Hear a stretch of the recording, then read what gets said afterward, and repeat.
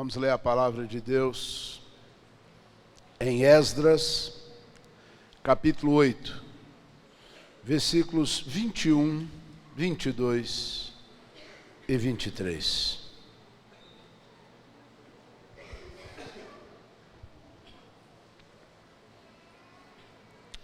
Acompanhe a leitura, por gentileza, que diz assim: Então apregoei ali um jejum junto ao rio Ahava, para nos humilharmos perante o nosso Deus, para lhe pedirmos jornada feliz para nós, para nossos filhos e para tudo o que era nosso.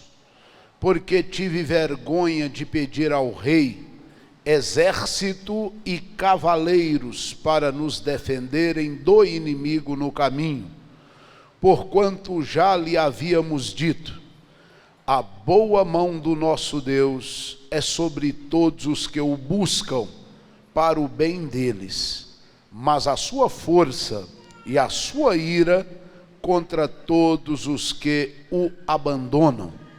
Nós, pois, jejuamos e pedimos isto ao nosso Deus, e ele nos atendeu. Amém? Meu irmão e minha irmã, eu quero casar esse texto com o texto que lemos na abertura do culto de hoje, a respeito de uma guerra que envolve o rei de Judá, o rei Jeosafá. Antes, porém, eu quero tão somente convidar vocês a pensarem entre os cerca de 7 bilhões e quase 400 milhões de pessoas espalhadas sobre essa terra. Tente imaginar aí quantas pessoas nesse exato momento não estão enfrentando uma enfermidade que já foi diagnosticada como algo que põe em risco a vida dessa pessoa. Quantas pessoas nesse mundo não estão numa batalha de tratamento, de exames, de medicamentos, buscando desesperadamente cura para uma enfermidade, solução para um seríssimo problema de saúde. Vamos pontuar várias coisas aqui. Pense na população carcerária somente do Brasil. Que caos! Celas de 20 metros quadrados, de 30 metros quadrados, que deveria ser para 4 pessoas, tem 40 pessoas amontoadas dentro desses lugares. Expanda essa sua visão para o mundo e pense quantas pessoas, desse total de 7,4 bilhões de pessoas, não estão nessa hora enjauladas em algum lugar. E pense quantas dessas pessoas estão felizes. Essa jaula aqui, eu chamei até de jaula, essa cela aqui é linda, é maravilhosa, não me tirem desse lugar, não quero sair daqui. Pense se é essa a realidade. Terceiro, pense em quantas pessoas estão nesse planeta inteiro aflitas, desesperadas por causa daquilo que move esse mundo, o dinheiro. Quantas pessoas estão já imaginando nessa hora chegar amanhã, depois que os bancos abrirem, duplicatas a pagarem, cheques a serem acobertados, faturas de cartão de crédito a pagar, contas de água, de luz, de telefone, de internet acumuladas, precisando ser pagas sob pena de corte. E não é uma coisa agradável faltar água em casa, todo mundo sabe disso. Não é algo agradável faltar luz em casa. Eu diria que as outras coisas são toleráveis. Mas quanta aflição em todo o planeta por causa de dinheiro.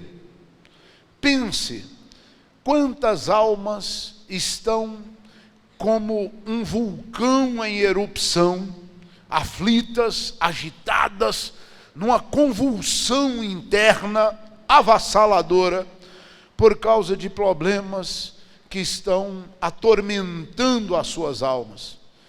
É a mulher que descobriu que o marido está com a amante lá fora e que o casamento está falido, e ela enxerga o divórcio marchando a galope ao seu encontro, e ela pensa em todo o desespero que será criar 3, 4 filhos sozinha, e o que vai ser a atitude desse marido depois do divórcio.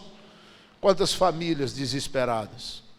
Pense em quantos pais nesse planeta estão contemplando seus filhos mergulhados num mundo completamente apodrecido nos seus princípios morais, espirituais, humanos, éticos. Se avaliarmos, pais vendo seus filhos atolados na sodomia, na devassidão, na imoralidade, e se julgando, se sentindo absolutamente impotentes, incapazes de qualquer atitude para mudar a história da vida do seu filho, para mudar o diagnóstico da sua filha, que é funesto, que é desesperador. Quantos pais contemplando os filhos mergulhados no funesto mundo das drogas, se tornando aviões de traficantes para tentar manter o vício e correndo o risco real de a qualquer instante ser preso como traficante, sendo que de fato não existe nada disso. É só mais uma alma desesperada, cativa, escrava, refém de um vício maldito. Quantas pessoas em várias linhas diferenciadas de desespero, recapitulando, por problema de saúde, por problemas de alma, psíquicos, por problemas de cunho espiritual. Quantas pessoas vendo a mesma maldição que acometeu seus pais, os seus avós, os seus bisavós, se materializando, encarnando em suas vidas. E as pessoas absolutamente impotentes para esboçar qualquer reação frente a isso. Desespero por causa de dinheiro, desespero por N razões diferenciadas.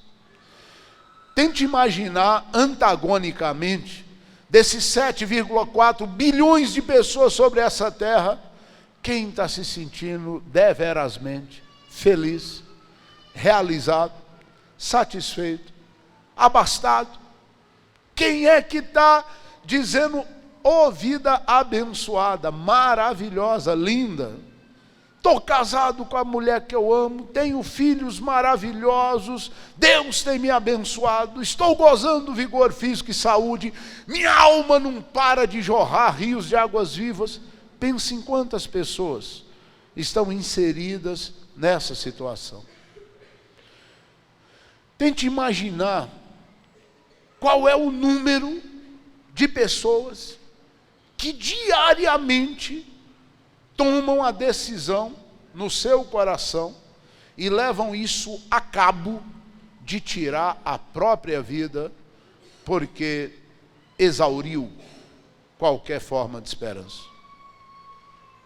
Chegar à conclusão, não compensa viver. É melhor morrer. Quantos diariamente estão, das formas mais aberrantes possíveis, ceifando a sua própria vida? E isso faz com que nós olhemos para os desesperados por causa do dinheiro, os desesperados por causa da saúde, os desesperados com seus múltiplos problemas de alma, os desesperados com N problemas espirituais, os desesperados que estão encarcerados e etc, etc, sejam sérios candidatos a entrar nessa fila maldita do suicídio e de buscar por fim a própria vida. Certamente, todos vocês que aqui estão, não estão nem de um lado e nem do outro. Todo mundo feliz e abençoado e realizado e exultante e regozijante e transbordante de paz e de alegria. Não é essa a realidade de todos. Assim como não é a realidade de todos, que está todo mundo desesperado, que está todo mundo aflito, que está todo mundo enfrentando pelo menos um desses problemas. No entanto, certamente há muitas pessoas aqui que estão encarando algum tipo de adversidade, se não tão grave, talvez até pior, ou um pouco mais amena desses quadros que foram pintados aqui. Mas, meu irmão, eu quero te convidar a refletir nos dois textos que lemos. O rei Josafá, lido no início desse culto, e agora o sacerdote Esdras, nesses 3 versículos aqui. Deixe-me contextualizar você a respeito do que foi essa situação de Esdras. O rei Xerxes, ele decidiu, estava o povo de Israel tudo cativo lá no Egito, na Babilônia, e o rei Xerxes decidiu ser benevolente para com Esdras, e disse: olha, pode voltar para o seu país, para a sua cidade, Jerusalém, pode reconstruir os muros que você disse que está derrubada, está aqui uma boa quantidade de ouro, de prata e tudo que você precisar. Deu uma pequena fortuna ou uma boa fortuna para Esdras, e Esdras ia com um bando de levitas, gente que a única coisa que aprendeu na vida foi ser serviçal da casa do Senhor. Ele não tinha soldados ao seu comando, ele não tinha um exército ao seu comando, era um grupo pequeno de judeus que iam voltar para Jerusalém para reconstruir as muralhas da cidade, para refazer a cidade santa que estava destruída e voltar a habitar nela. E ele diz que quando estava com aquele dinheiro na mão, aquela pequena fortuna na mão, ele falou: meu Deus, a coisa vai ser feia. À medida que eu me afastar de Babilônia, vou andar por territórios hostis, vamos encontrar muitos inimigos, ladrões, salteadores no meio do caminho. E lá vai eu com esse bando de gente que está no cativeiro há 70 anos, já com a mentalidade de escravo, limitados, gente que não sabe lutar, não sabe guerrear. Mas como que eu vou me dirigir ao rei Xerxes e pedir a ele: rei, libera um exército aí para nos proteger, libera aí um bando de cavaleiros armados fortemente para nos guardar nessa viagem de volta para Jerusalém? Sendo que eu já tinha dito: olha, rei Xerxes, o nosso Deus é Deus vivo e poderoso. O nosso Deus, a boa mão dele estará sobre nós para nos guardar, para nos livrar, para nos abençoar, para nos proteger de todo o mal. Como é que agora eu disse isso e eu vou dizer: rei, libera um exército aí, porque os ladrões vão pegar a gente, vai bater, vai matar e vai tomar tudo que a gente tem? A viagem era enorme, um território gigantesco, ia demandar meses essa viagem de pé, e eles iam passar por muitas áreas terríveis. Seria como você sair daqui de Montes Claros e se hospedasse lá no Copacabana Palace, no Rio de Janeiro, de frente à praia de Copacabana, e numa noite de hoje, como domingo, você diz: rapaz, eu morro de vontade de conhecer a Rocinha, e eu vou lá conhecer a Rocinha. Táxi, por favor, me leva na Rocinha. Eu acho que você ia ter trabalho para achar um táxi para te levar na Rocinha. Mas tudo bem que te levasse, e você decidisse passar pela Rocinha, e depois você falar: não, eu quero conhecer o Morro dos Macacos, e eu quero conhecer Vila Isabel, e eu quero conhecer esses morros do Rio de Janeiro todo. É falta de juízo, é caçar a morte para si. Esdras ia passar por territórios terríveis. E ele diz: eu fiquei com vergonha. Como é que eu vou pedir para o rei? Tive vergonha, verso 22, de pedir ao rei exército e cavaleiros para nos defenderes do inimigo no caminho. E o inimigo é sempre real. Nós temos um diabo que quer matar, roubar e destruir. E ele tem bilhões de demônios ao seu serviço, com intuito, buscando só uma brechinha para que possa nos destruir. Existe um inimigo. E Esdras diz: como eu tive vergonha de pedir exército e cavaleiros para nos defenderes do inimigo no caminho, porquanto nós tínhamos dito para o rei que a boa mão do nosso Deus é sobre todos aqueles que buscam a Ele, para o bem deles, e que Deus só usa o seu poder e a sua força contra os seus inimigos e contra aqueles que desprezam a Ele, que abandonam a Ele. Mas aqueles que temem a Ele, aqueles que andam na presença dEle, Deus estende a boa mão para abençoar, para proteger, para cuidar, para suprir necessidades. E Esdras então disse: eu não posso pedir um exército e cavaleiros para o rei. Não vou fazer isso. Mas eu não posso ignorar que os perigos do caminho são gritantes. Então já sei o que eu vou fazer. Verso 21. Então apregoei ali um jejum, junto ao rio Ahava, para nos humilharmos perante o nosso Deus, para lhe suplicarmos, lhe pedirmos jornada feliz para nós, para os nossos filhos e para tudo o que era nosso, a fortuna que o rei havia designado para suprir os gastos da reconstrução de Jerusalém. Vamos orar, vamos jejuar, vamos nos humilharmos diante do nosso Deus, porque agindo assim, a boa mão dele será sobre nós e vai nos guardar e vai nos dar uma jornada feliz, e a gente vai chegar em Jerusalém com ouro, com prata, com todo o dinheiro que o rei nos deu, e vamos chegar vivos, nós e os nossos filhos. Não vamos ter ataque de feras no caminho, nem salteadores, nem ladrões, nem assassinos vão nos matar, porque a mão do Senhor nos guiará, nos protegerá. Deixa sossegadinha essa história de Esdras aí, e vamos refletir rapidamente sobre o que aconteceu com Jeosafá. Um exército gigantesco de 2 povos se ajuntou contra o rei Josafá. O texto que lemos está no 2º livro de Crônicas, capítulo 20.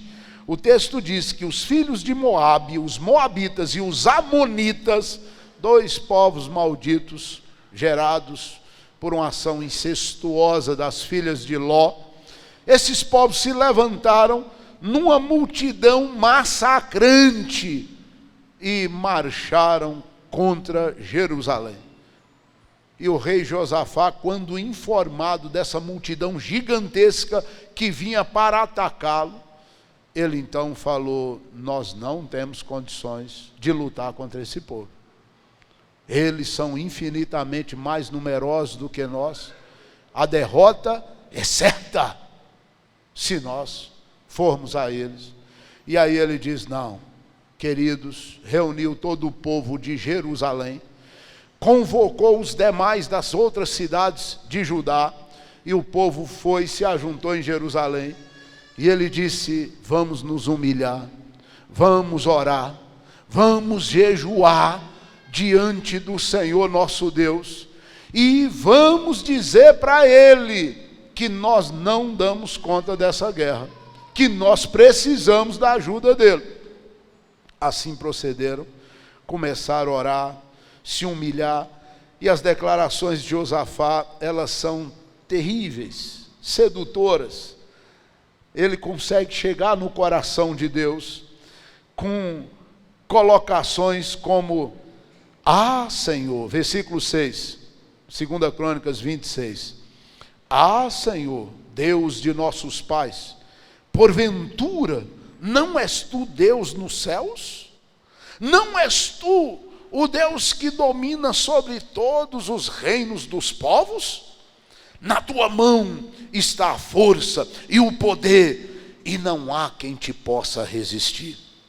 Porventura, ó nosso Deus, tu não lançaste fora os moradores dessa terra de diante do teu povo Israel, e não a deste para sempre a posteridade de Abraão, aquele cabra que é amigo teu? E ele continua argumentando.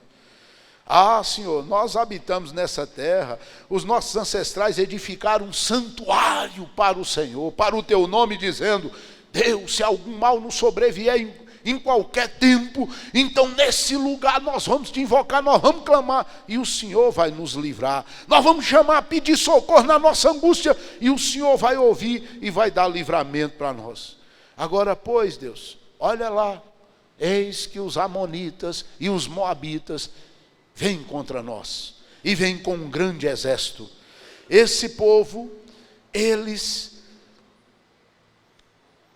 não consideraram, Deus, que quando o Senhor nos deu a terra, nós nos desviamos deles, nós poupamos eles, e agora olha o pago que Ele dá para nós, Deus, que eles estão dando para nós.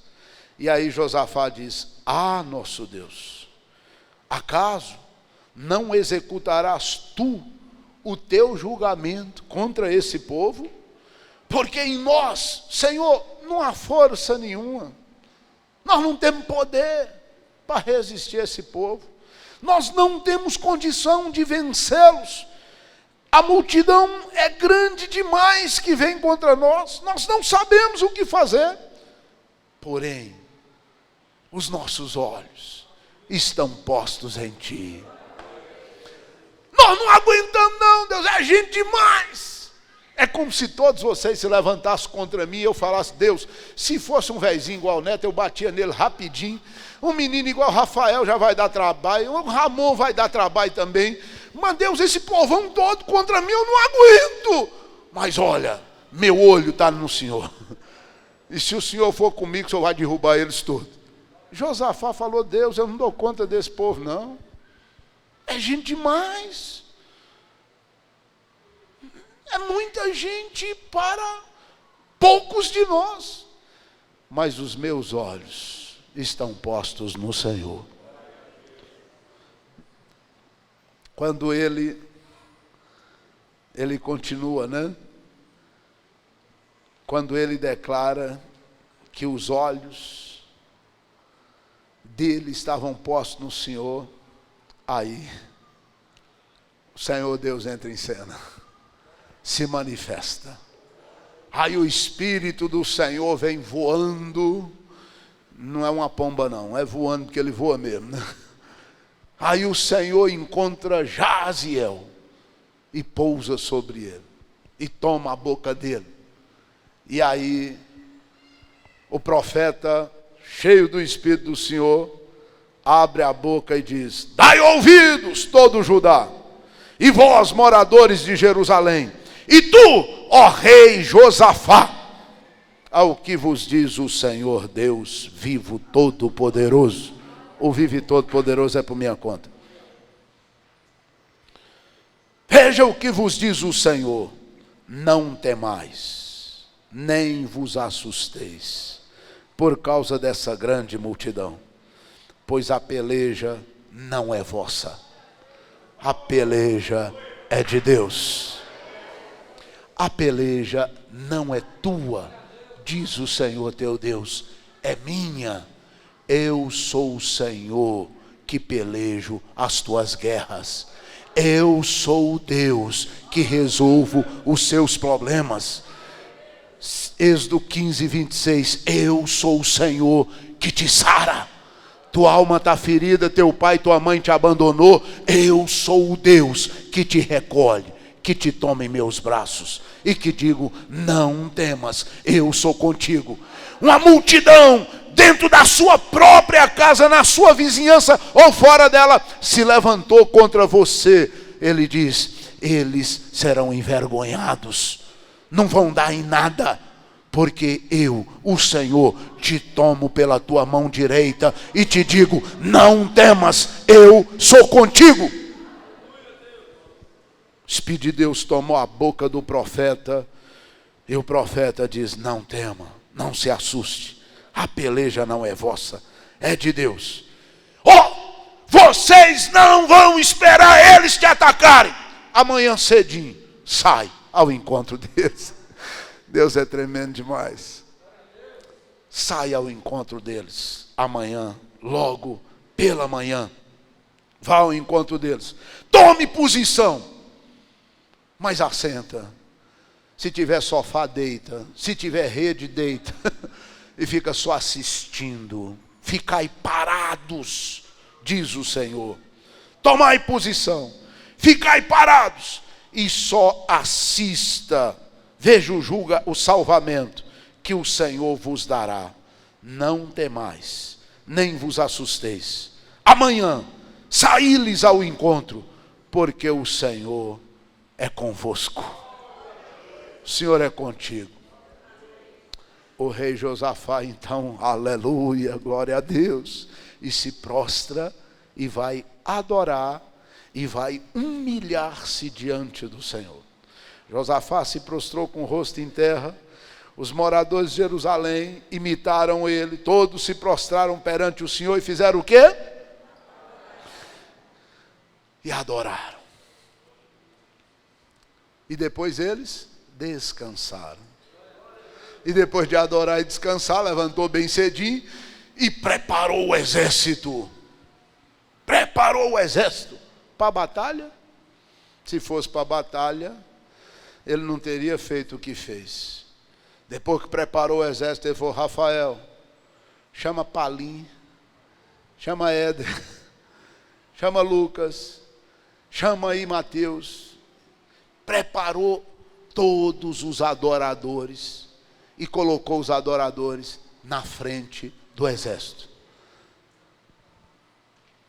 Adoradores, é como se Deus estivesse falando: volte-se mais para o Senhor. Vocês é o escudo de proteção do exército de Deus. Adorador na frente do exército. Devia dar soldados, lanças, flechas, espadas. Isso aqui é os adoradores do Senhor, nós temos que protegê-lo. Não, o inverso. Harpas, alaúdes, flautas, tamborins. O exército do Senhor precisa de nós. Significa: se adorarmos, o Senhor é sol e é escudo, é broquel. O Senhor vai guardar o nosso exército. Josafá põe os adoradores na frente do exército e diz: olha, Deus falou que a gente não tem que lutar, então o exército está de folga hoje, mas o exército vai organizadamente enfileirado e os adoradores na frente, louvando ao Senhor. E assim procederam. E o texto vai finalizar dizendo que quando eles chegaram próximo ao campo da batalha, adorando, próximo, não viram ninguém, adorando, louvando ao Senhor, cantando e dizendo: Ele é bom, a sua benignidade dura para sempre, poderoso é o Senhor nosso Deus. E foi lá cantando salmos de louvor, de exaltação ao Senhor. Enquanto eles pelo caminho adoravam, o Senhor Deus fez uma visitinha lá no acampamento dos amonitas e dos moabitas e botou um para olhar para a cara do outro e estranhar. O que foi, rapaz? Está me estranhando? O que é o quê? E aí começou a lutar um contra o outro e matar um ao outro.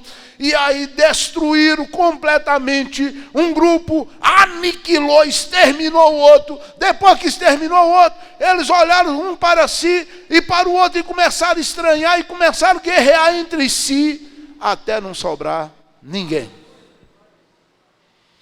E lá vai Josafá com o exército e os adoradores à frente, louvando ao Senhor.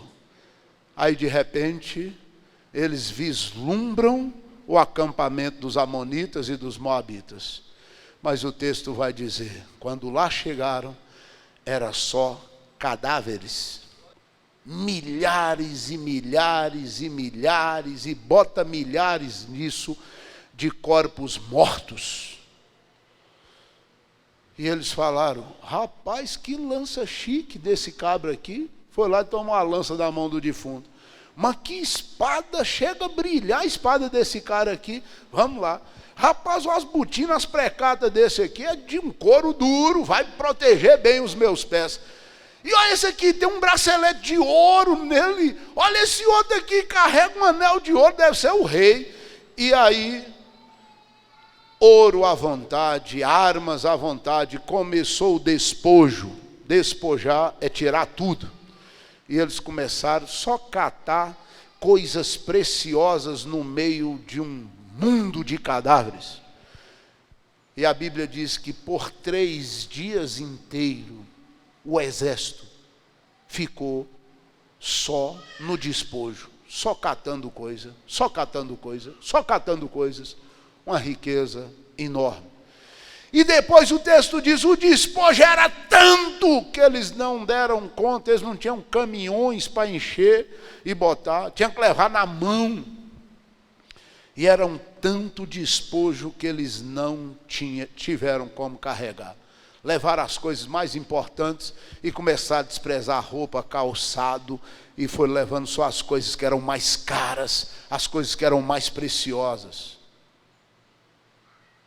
Meu irmão e minha irmã, eu vou finalizar essa palavra dizendo a você: se você está inserido em alguma das causas que abordamos aqui no início, tem uma enfermidade, tem um problema, tem uma aflição financeira, tem uma crise conjugal, tem uma crise familiar, você está vendo seus pais caminhando para 80, 90 anos e na idolatria, e no pecado, e em práticas abomináveis aos olhos de Deus.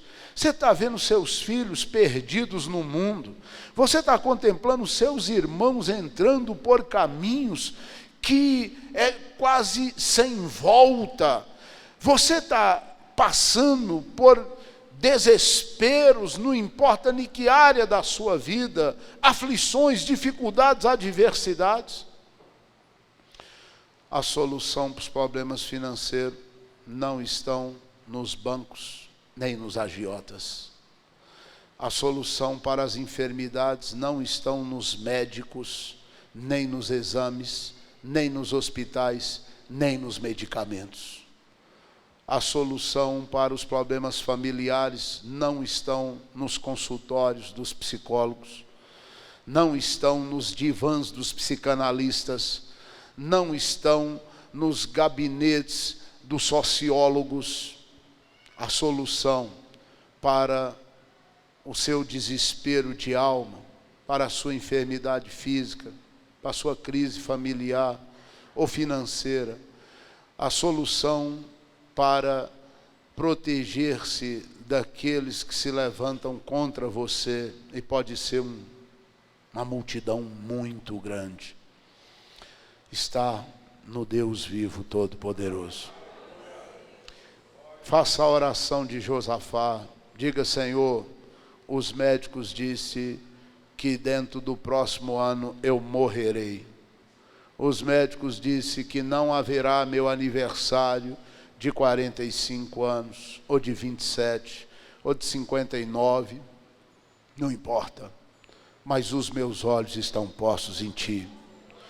Deus, eu não tenho seguro-desemprego, não tenho mais salário, estou endividado até o pescoço, e eu não tenho irmão rico para pedir dinheiro para ele, eu não tenho ninguém que possa me ajudar, mas os meus olhos estão postos em Ti.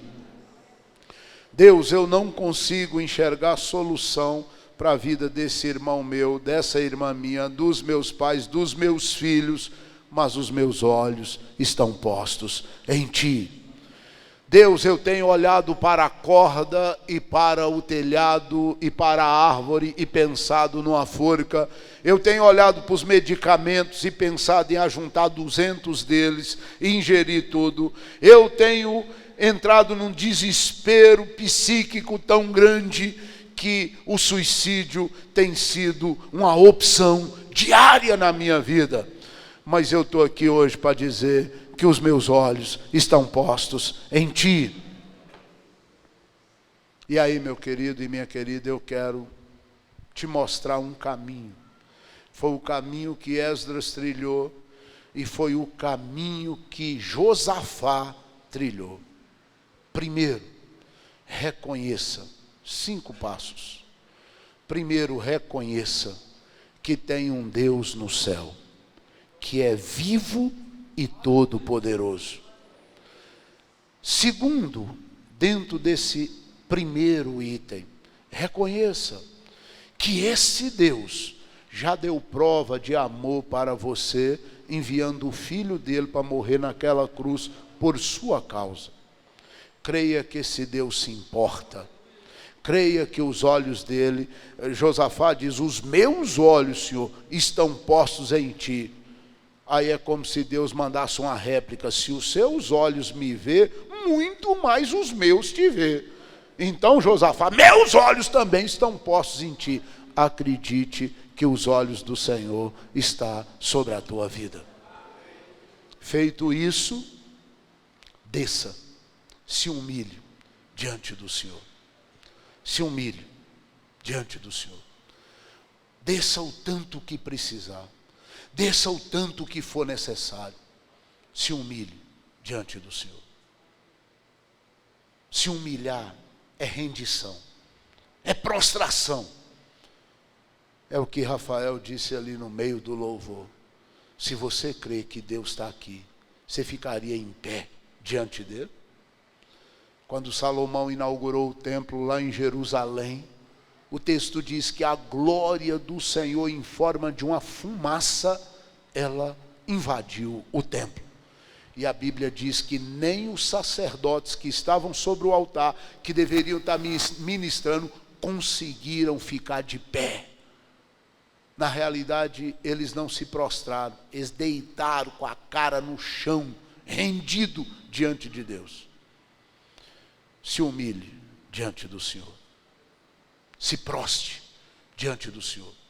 Literalmente, ponha seu joelho no chão. Meu joelho está doendo, pastor. Põe ele do mesmo jeito no chão. Se houver necessidade, põe um travesseiro no chão. Ponha um lençol dobrado no chão. Mas se ajoelhe diante de Deus. Existem atitudes que movem o coração de Deus. Dentro dessa humilhação, adicione um ingrediente: quebrantamento, choro, lágrimas chamam a atenção de Deus. Depois de reconhecer que tem um Deus no céu, que pode tudo, e que Ele te vê, e você tomar uma posição de se humilhar diante dEle, abra a sua boca e derrama o seu coração diante dEle. A boca fala do que está cheio o coração. Se um problema tomou conta da sua vida e encheu o seu coração e faz os seus neurônios fervilharem de preocupação, abra a sua boca e derrame o seu coração diante de Deus. O nome disso é oração. Orar é derramar o coração diante de Deus. É falar para Deus: Deus, olha essa multidão, Deus. Deus, como é que eu vou pedir para um rei, exército, se eu disse que a mão do Senhor está sobre nós? Então Deus nos proteja, olha para nós, dispensa a nós o teu cuidado, a tua proteção. Ore, conta para Deus. Me lembrei de um antiguíssimo louvor que dizia: conta para Jesus onde é a sua dor. Fala para Ele, conta para Ele. Deus, eu quero uma namorada. Deus, eu quero casar. Deus, eu não aguento mais. Muda meu coração, muda minha vida, muda minha esposa, muda meu marido, muda meus filhos, muda meus pais.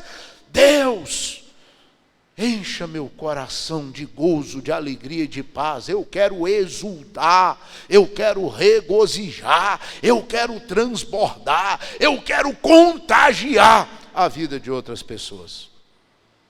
Quarto passo: Jejum, que palavrinha santa, tão desprezada, tão abandonada em nossos dias. O jejum vai reportar você à segunda situação. O jejum é uma forma tremenda de humilhação diante de Deus. Eu costumo chamar o jejum de o encabrestamento da sua carne. A carne está gritando para esse lado de cá, está toda hora querendo fazer alguma coisa. Você põe em jejum, ela fica mansinha e nem mais estica. E ela se recolhe à sua insignificância. Jejuar é desenvolver o domínio próprio na sua vida. Jejuar é você exercer autoridade sobre si mesmo.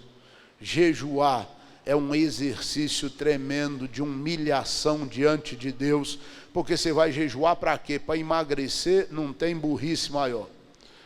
Você vai jejuar para quê? Para querer obrigar Deus a te dar alguma coisa, perdeu. Jejum é uma forma tremenda de adoração. Jejum é uma forma tremenda de humilhação. Jejum é uma forma tremenda de auto-humilhação. Imponha coisas para você. E o jejum, ele pode se abrir num leque de dimensões múltiplas. Você pode dizer: Senhor, por amor a Ti, eu abro mão de Facebook, eu abro mão de televisão, eu abro mão de rede social, por amor a Ti, nem celular, eu abro mão desse negócio. Senhor, por amor a Ti, durante um mês inteiro, durante 3 meses inteiros, eu abro mão de hamburgueria, de pizzaria, de lanchonete, de sorveteria, de não sei o quê. Por amor a Ti, você pode abrir mão de muitas coisas. E você se humilhar diante de Deus. Reconhecer que Deus é Deus. Se humilhar diante dEle. Ajoelhando, prostrando. Abrir a boca para orar e derramar seu coração diante dEle. Impor um jejum para dominar sua carne e para agradar, para adorar a Deus, para agradar o coração de Deus. Diz: é por amor a Ti, Senhor, é por amor a Ti. Esdras disse: apregoei um jejum para pedir ao meu Deus a proteção dEle. E por fim, a arma secreta, a arma poderosa. Por fim, os acordes dos instrumentos. Ah, você não toca instrumento? Esquece os acordes. Por fim, abra a sua boca. E não precisa cantar também não. Pastor, eu sou péssima para cantar. Não precisa cantar também não. Mas abra a sua boca para adorar a Deus. Derrame a adoração. Se tem algo que seduz o coração de Deus, é a adoração. A oração chama a atenção de Deus. O jejum chama a atenção de Deus. A humilhação chama a atenção de Deus.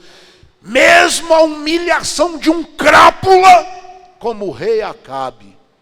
Deus mandou o profeta Elias emitir um decreto de morte para ele. Você me paga, seu frouxo, que deixa essa mulher ímpia do capeta, essa mulher de Satanás, a Jezabel, você deixa essa mulher governar, mandar no você, mandar no país, fazer tudo que não presta. Vou acabar com essa raça sua. Passa um tempo, Deus vira para Elias e fala: Elias, você viu, Elias? Não, senhor, vi nada não. O que é? Acabe, Elias, está se humilhando diante de mim. Olha só, Elias. Mas humilhando como, senhor? Não estou vendo nada não. O cara está lá, não é arrogância daqui, nada, Elias. Ele está lá de terno e gravata, com as vestes reais, mas por baixo ele está usando pano de saco. Eu estou vendo. Ele está se humilhando diante de mim. Vou matar ele não, Elias. Vou deixar para fazer esse serviço mais tarde. Se a humilhação de um ímpio Acabe chama a atenção de Deus, o que não será, Neto Brasil, Expedião, a humilhação de um servo do Senhor. Se humilhe diante do Senhor. Ore, jejue e adore. Quando você adorar, Deus virá voando ao seu encontro. Davi entendia bem disso. No Salmo 18, ele diz: olhei para um lado, olhei para o outro, o inferno inteiro se levantou contra mim. Cordas de morte me cercaram, correntes do inferno se apoderaram de mim. Me vi preso, me vi em aflição, me vi no desespero, mas eu lembrei que tem um Deus no céu. Aí eu invoquei o nome do Senhor, eu clamei ao meu Deus, e Ele ouviu a minha oração, e Ele montou num querubim, e voou sobre as asas do vento, e veio ao meu encontro, e dispersou todos os inimigos que eram mais poderosos do que eu. Creia que tem um Deus no céu. Se humilhe diante dele. Ore, meu irmão. Ore, minha irmã. Aprenda a dobrar esse joelho seu e orar. Jejue. Faça sacrifícios de louvor para Deus. Isso é o jejum. Faça sacrifícios agradáveis a Deus. Isso é o jejum. Mocinha, mulher, diga: Senhor, eu vou banir minha vaidade. Vou tirar meus anéis, Senhor, por 3 meses. Vou tirar meu reloginho. Não vai ter batom, Senhor. Não vai ter lápis de olho. Não vai ter pó de arroz, blanche. Não vai ter, Senhor, nada. Nada. Não vai ter esmalte na unha, nem no pé. Eu vou ficar 3 meses, Senhor, andando com a cara que o Senhor me deu. Eu vou abrir mão da minha vaidade. Isso é jejum. Isso é sacrifício de louvor a Deus. Cada um pode oferecer. Você sabe aquilo que você mais gosta, aquilo que mais te agrada, ou aquilo que mais está te escravizando, te aprisionando, te seduzindo. Faça jejuns múltiplos e ofereça eles a Deus. E aí entre no baile. Aleluia. Você não sabe cantar, não? Você pode fazer só isso. Aleluia. Aleluia. Aleluia. Aleluia. Aleluia.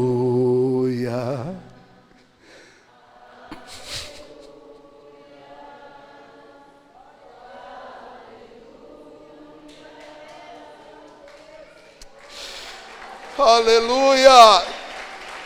Aleluia, Deus. Aleluia, Deus. Aleluia. Aleluia. Aleluia. Aleluia.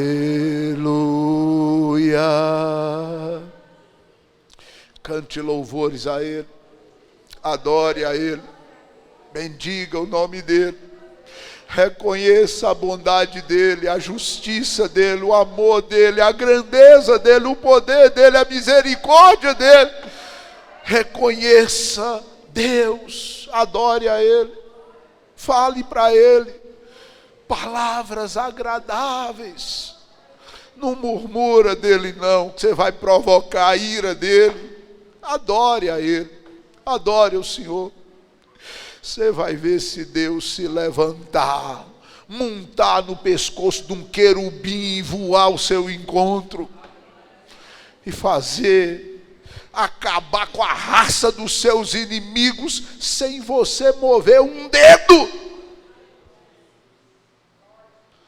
Você vai ver você viajar por milhares de quilômetros, por territórios hostis, inóspitos, Mas vai ter, você pode não enxergar, mas vai ter uma muralha de anjo de um lado, uma muralha de anjo do outro, e ninguém se atreverá a tocar em você.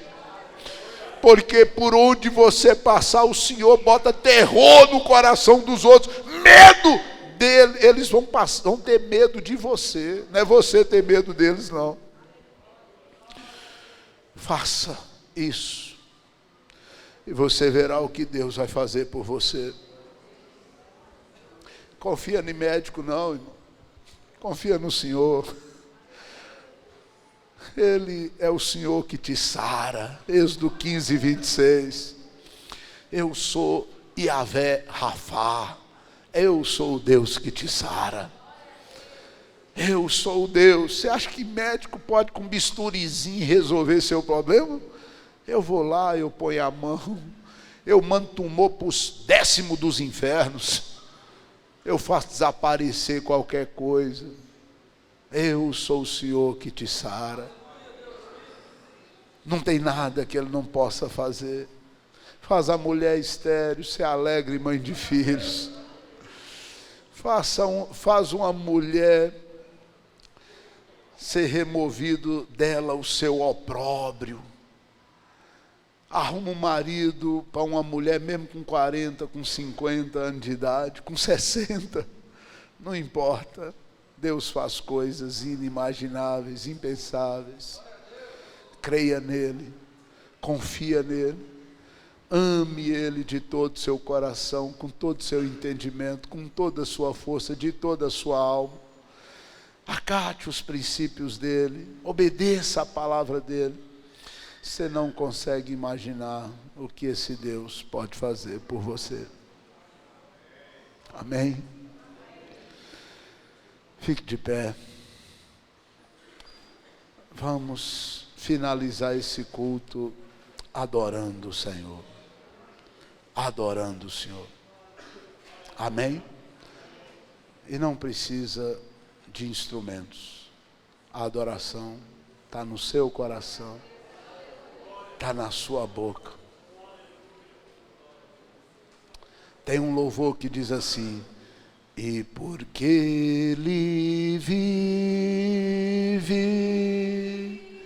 posso crer no amanhã. Porque Ele vive,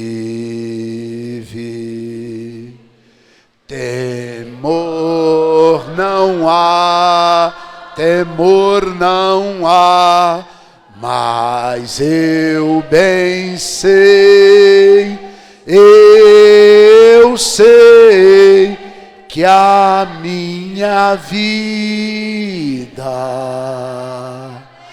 está nas mãos do meu Jesus, que vivo está. Aleluia, aleluia, aleluia. Glória a Deus, glória a Deus. Eis aí o teu povo, Senhor, povo que o Senhor ama, povo que o Senhor se importa, povo que o Senhor trata como se fosse a menina dos teus olhos, povo que o Senhor investiu a vida do teu filho amado na vida de cada um deles. Eu estendo a minha mão para abençoar o teu povo, dizendo que o Deus vivo te abençoe e te guarde. Que o Senhor levante o rosto dele sobre ti e faça brilhar a glória dele sobre a tua vida. Que o Senhor tenha misericórdia de ti e te dê abundância de paz. Seja sobre o teu coração o grande amor de Deus. Venha sobre a tua vida a graça salvadora de Jesus Cristo. E que o Espírito Santo de Deus venha sobre ti e te faça acreditar que existe um Deus no céu, vivo e todo-poderoso, cujos olhos estão sobre a tua vida. Que o Espírito do Senhor te ajude a se humilhar diante dele. Que o Espírito do Senhor te ajude a orar. Que ele te ajude, te dê forças para jejuar. E que o Espírito do Senhor suscite a verdadeira adoração no seu coração. Porque o Deus vivo está procurando verdadeiros adoradores. E que o Senhor possa se encontrar com você, escorraçar todos os seus inimigos, e mandar embora todos os seus temores, e prover todas as suas necessidades, e dar vigor e saúde ao seu corpo físico, e fazer sua alma transbordar de gozo, de alegria e de paz, e te fazer crescer na graça e no conhecimento do Senhor. Assim eu te abençoo, na autoridade do nome de Jesus. Amém. Amém. Glória a Deus.